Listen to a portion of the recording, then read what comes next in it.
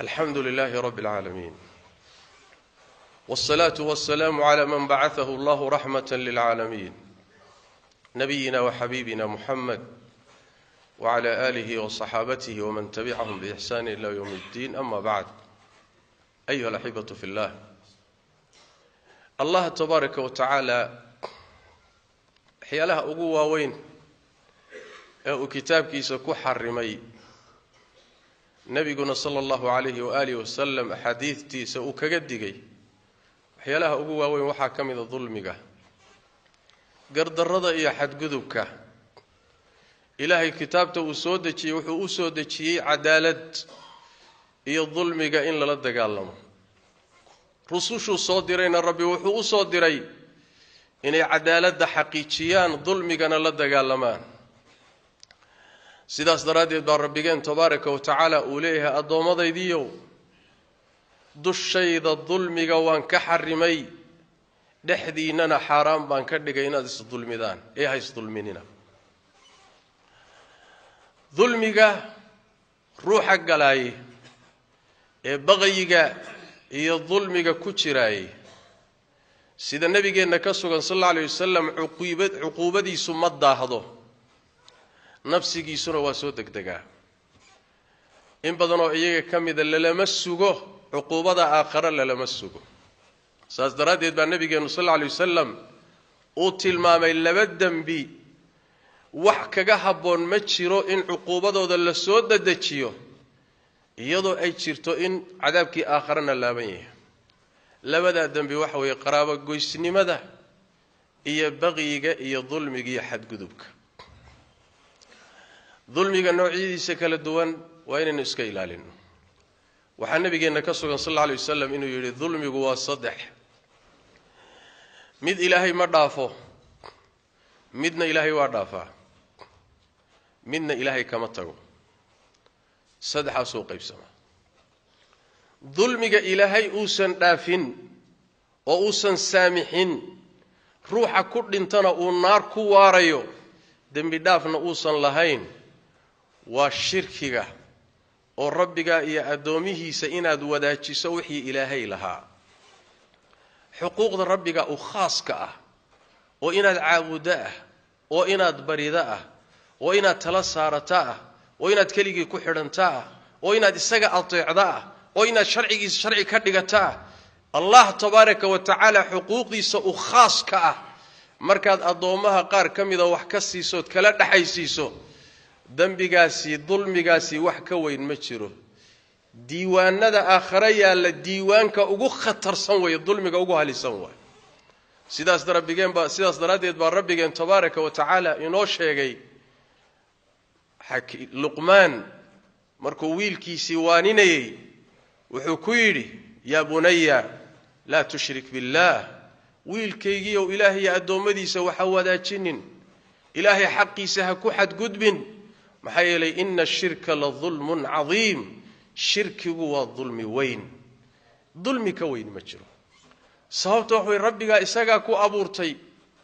asaga inta kula ekaysiiyay keligii baa gacanta kugu haya asaga ku maamulaya asaga ku irsaaqaya lama wadaago milkiga maamulka irsaaqida dilida nooleynta isaga maamulaya koonkan lamana wadaago sidee baad xaqiisa cid kale wax uga siinaysaa marka dulmiga ka weyni ka waay rabbiga tabaaraka wa tacaala kaligi caabud dambi ka weyni ma jiro Allah tabaaraka wa tacaala wuxuu yiri shirkiga ruuxi ku dhintay alla dhaafi maayo dunuubta intaada kale waa la dhaafaa inta kale ruuxa du ku dhinto ka soo socda ka hadlaya qodobka xige ilaahay waa saamixi kara hadduu doonana adoonkiisa waa u cadaabi kara laakiin shirki ruux ku dhintay rajo male saas daradeed baa rabbigeen tabaaraka wa tacaala kaliya ruuxu inuu amalkiisu baabaayo ma aha kaliya inuu dulmi yahay hatta wixii kaleed samaysay ku xad gudubto oo aad shirki la timaado amalkaad samaynayso dhan waa hoobanaya waa baabaaya kuwa khasaaray baadna kamid noqon Allah keligii caabud kuwa shukriyana kamid noqo baa la yiri nabiga salawaatu rabbi wa salaamu alayhi ambiyada ilaahay markuu ilaahay ka hadlayo in badan magacyadooda tilmaamayna wuxuu yidhi walow ashrakuu la habita anhum ma kaanuu yacmaluun ambiyada ilaahay shirki ma galaan laakiin arrintu waxa weeye weysha gowrac dibigu ha ku qusqaatee khitaabka ambiyada loo jeedinaya laakiin waxa loo wadaay hadalku u dhacayo waa ummadaha weey iyaaka acni wasmaci ya jaara hadalku inagu inoo dhacaya sidaas daraadeed dulmiga ugu weyn waa shirkiga iska jir iskana ilaali meeshii lagu sheegana ka fogow ha ku khamaarin diintaada iyo caqiidadaada nooca labaad ee nabigu yidhi sallallahu alayhi wasallam dulmiga noociisa labaad oo alla dhaafo waxa weeye waa dulmiga adoonku uu naftiisa dulmiyo kuna saabsan xaqa isaga iyo rabbigii ka dhaxeeya xuquuqdu waa saddex xaq ilaahay u gooni ah oo adoomadu ayna waxba ku lahayn xaq adoomada u khaas ah iyo xaq allana qayb ku leeyahay adoomaduna qayb ku leeyahay isku jira sidaasay fuqahadu u qaybiyaan dunuubta aad galayso hadday tahay xaq rabbi keliya adoomadu ayna shaqo ku lahayn calaaqa aysan la lahayn wixii rabbiga ka reebay baad gashay wuxuu ku amray oo waajibaad dayacday waa xuquuqda adiga rabbiga idinka dhaxaysan cid kale calaaqa la lahayn dunuubta halka laga galo ilaahay tabaarak taban shirkiga ka sokeeya alla waa dhaafaa لأن ربنا تبارك وتعالى ونحريس بدنه نحريستي سنة وكبدنتها عذاب كيسي عرديسة سيدا القرآن كنا تلمام النبي كنا شيخ صلوات ربي والسلام عليه waxaa dhici karta adoonka dunuubta noocaasa ku dhintay alla tabaaraka wa taala tahta al-mashi'a haduu doono ilaahay waa cadaabaya laakiin haduu iimaan ku dhintay akhiran waa uu laga soo saariyo janno ku dambayn doona laana ruux iimaan ku dhintay haba yaraade naar ku waari maayo waa dhici karta in la geliyo laga gooyo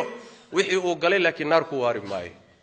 waxa kale oo dhici karayta rabbi tabaaraka wa taala inuu iska saamaxo iska cafiyana waa suurtagal nooca labaad ee dunuubtu kaas weeye ama dulmiga noociisa labaad ee nabigu tilmaamay sallallahu alayhi wa alihi wasallam nooca saddexaad ee nabigu sheegay sallallahu alayhi wasallam waxa weeye dulmi uusan ilaahay deynin kama tago waa dulmiga adoomadu ay dulminayaan allah dayn maayo tabaaraka wa taala ila uu kala qisaaso oo xuquuqdooda uu kala siiyo iska dhaaf aadamaha iyo jinka iyo mukallafiinta iska badaay thaqalaynka iska badaay hatta bahaimta iyo duur joogta iyo xoolaha rabbi tabaaraka wa taala maxkamadiisu waa inay u kala qisaaso dulmiga isu geysteen nabigeenu salawaatu rabbi wa salaamu alayhi wa tilmaamay ila ridii gees kala hayd ee midda aan gees kala hayn hardiday ila ilaahi u kala qisaaso tabaaraka wa taala adoomada xuquuqdooda waa kala siinaya jannana la aadi maayo cadaabna loo dareeri maayo ila xuquuqdii la kala qisaaso adoomadan waxay lahaayeen la kala siiyo sidaas daraadeed xaqaasina waa xaqaas aadi isaga ilaali nabigeena waxa ka sugan sallallahu alayhi wasallam inuu yiri ruuxii dulmi galay oo walaalkii dulmi ka galay oo khalad uu ka galay walaalkii iyo dulmi uu ka galay agtiisa uu yaalo cirdi iyo sharafkiisa ku xad gudubtay xoolihiisii baad qaadatay dhiigiisii baad daadisay waad xamatay dhibaad u geysatay xuquuqda leeyihiin agtaada haday yaalaan nabigu wuxuu yiri sallallahu alayhi wasallam ka xalaalayso ruuxii xaqan iska laha inta aan la gaadhin maalinta qiyaamada oo dirham iyo diinaar iyo lacag iyo adduunyo aan waxba lagu kala qaadanaynin maanta waxa weeye shilin hadaad siiso ama iska celiso inaad qancisaa laga yaabaa inaad iska sasabtaa laga yaabaa inuu iska ka cafiyaa dhici karta adduunyo kugu saamixi kara maalinta qiyaamada laakiin adduunyo meeshaasi ma taalo la isku furto madax furasho ma leh nabigu wuxuu yiri salawaatu rabbi wa salaamu alayhi dhaalim kan dulmiga galay hadduu amal saalixa la yimid qadarkii dulmigu dhanaa amalkiisi saalixa laga soo goynaya markaasa waxa la siinayaa dadkii uu dulmiga ka galay salaadiisi soonkiisi xajkiisi acmaashiisi waa loo qaybinaya hadduusan wax acmaal saalixa lahayn ka war nabigu wuxuu yiri sallallahu alayhi wasallam kuwa dulmiga ka galay dunuubtoodii baa la soo qaadaya qadarkii dulmigu galay qiyaastiisi baa laga soo qaadaya dunuubtay galeen kadibna asaga dusha laga saaraya kadibna naarta lagu kaxaynaya xadiis kale nabigeenu sallallahu alayhi wasallam wuxuu yiri war ma taqaanaan ruuxa caydha ummadayda ruuxa caydha ma taqaanaan waxay yiri rasuulka ilaahay anaga caydh waxaan u naqaanaa inaan xoolo haysan lacag haysan hanti lahayn saasaan u naqaanaa caydh nabigu wuxuu yiri sallallahu alayhi wasallam ummadayda ruuxa caydha waxa weeyaan waa ruux maalinta qiyaamada iimaan doona salaad buu la iimaan soom buu wataa wuxuu wataa muxuu ahaay zaku wataa acmaal waaweyn oo soo shaqaystay buu wataa dhanka kale mid buu caayay oo meesha taagan mid buu qadfay oo meesha taagan ku kale xoolihiisa cunay baa taagan miduu dharbaaxay baa taagan miduu dhiigiisa daadiyay baa taagan kulli meesha soo safanayaan waxay leeyihiin rabbi oo xaqanagi hana laga siiyo nabigu wuxuu yiri salawaatu rabbi wa salaamu alayhi kan xasanaadkiisi baa qayb laga siin kii uu caay kii uu qadfayna xasanaadkii waxba laga siin kii xoolihiisa cunayna qayb baa la siin kii dhiigiisa uu daadiyayna qayb baa la siin kii uu ku xadgudbayna qayb baa la siin markii la qaybiyo xasanaadkiisi wuxuu soo shaqaystay hadii ay dhamaato xasanaadkiisi khayrkiisi la dhameysay dad baa wali taagan oo safka ku jiro xuquuqdoodii la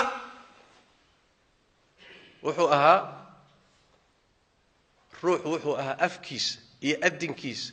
midna aan controlin buu ahaa khalaa'iqdii uu dulmiyay baa ka badan xasanaadku leeyahay allah muxuu sameeyaa tabaaraka wa taala wuxuu nabigu sallallahu alayhi wasallam dambiyadoodii baa laga soo qaadaya dusha laga saaraya kadibna naarta lagu tuuray wal iyad billahi alaykum ya ka khasaaro badan ruux ma adduunyada intuu jooga dadaalayay maxaa xaj ah maxaa umra ah maxaa sadaqa ah maxaa salaad ah maxaa wanaag ah maxaa jihaad ah maxaa muxuu dacwo ah maxaa khayr oo meesha soo yaalo oo buuro leeg hadana maca dalika waa la qaybsaday oo dad baa qaybsaday isagana dunuubtoodii buu naarta ku galay wariya ka khasaaro badan tacab khasaar sidaas daraadeed baa rabbigeen quraanka kariimka wuxuu ku sheegay maalinta qiyaamada markay wajiyadu hogtaan oo ay duloobaan oo wax hadla la waayo maalinka isaga yaa khasaaray waqad khaba man hamala dhulma maalinkaasi ninkii isagoo dulmi xambaarsan yimid kaasa khasaaray buu rabbi yiri tabaaraka wa taala oo uu dhamaatay war dulmiga iska ilaali war waa dhiman oo rabbiga baad hortagi oo waa lagu la xisaabtami oo hawl baa horeysa hadii ay noqoto maanta waxa ku hor yaala kaliya aad fiiriso cun oo cab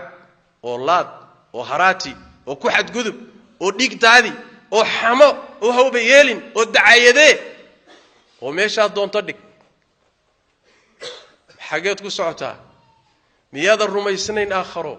miyaada rumaysnayn rabbiga la kulmi doonto miyaadan rumaysnayn maxkamadda cadaaladdu inay dambayso miyaadan rumaysnayn adduunkan haddaad fakato inaadan aakhiro fakan dooni ilaahay laga baqo dulmiga hal iska ilaaliyo kii la galayna hal laga toobad keeno kii aadamahana hal laga xalaaloobo celi wixii xuquuqda waxa ugu weyn oo ugu halisan oo ugu khatarsan xuquuqda dadweynaha kursiga iyo jagada ummaddu ay leedahay xoolaha iyo hantida ummadda guud ee ka dhaxeeya ta ugu khatarsan ita iyada away waana midda maanta sida waraabo ooman oo kale ama gaajaysan oo kale la halabsanayo way ood moodo rabbi tabaaraka wa taala quraankiisa iyo sunnada nabi inay xalaaleeyeen oon xaaraantaba ku jirin waay nin walba meeshaad ka soo gaadho gooso nin walba meeshaad ka hesho qaado nin walba saad u hesho u qaado